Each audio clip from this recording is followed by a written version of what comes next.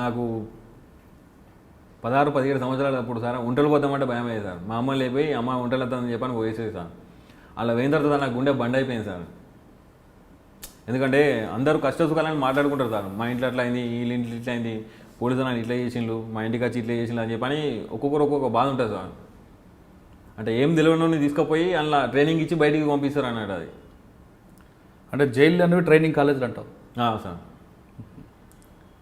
అయితే నిజానికి నేను బయటికి వచ్చిన తర్వాత మ్యాక్సిమం నేనంటే అందరికీ నా పేరు అందరికీ తెలుసు సార్. ఆ క్యాండిడేట్ నేనని తక్కువ మందికి తెలుసు. బయటకు వచ్చిన తర్వాత ఏంది ఒక 2 మర్డర్లు 3 మర్డర్లు చేద్దామనుకున్నాను.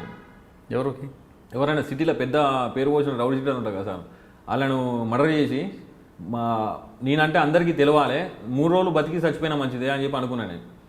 అనుకునే టైంలో మన ఈ వెంకటేశ్వర రెడ్డి సార్ వచ్చిండు.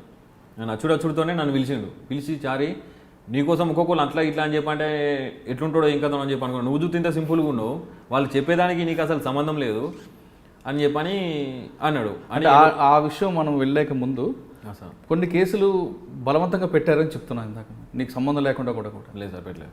అంటే మీరు చేసిన కేసులే పెట్టారు. మరి ముఖేష్ శర్మ అప్పుడు ఎక్కడున్నారు? అప్పుడు ఆయన కూడా దొరికారా? దొరికింది సార్. ఆయన ఏమంటారు? ఎవరు ఆయన ఇప్పుడు ఎక్కడున్నారు? ఆయన బయటికి వెళ్ళిపోయాడు సార్.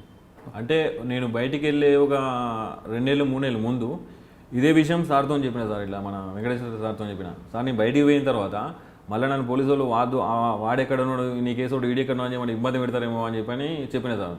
అతను ఇంకో 2 నెలలు 3 నెలలు అయితే రిలీజ్ అవుతాడు. సారు వాళ్ళతో మాట్లాడాడు. కానీ సాధారణంగా కొన్ని కేసులు కొన్ని చేయని కేసులు కూడా పోలీసులు పెడుతుంటారని ఒక ఆరోపణ ఉంది. అది నాకు తెలియదు సార్, అది అబద్ధం. అది అట్లయితే పెట్టరు, నాకు పెట్టలేదు.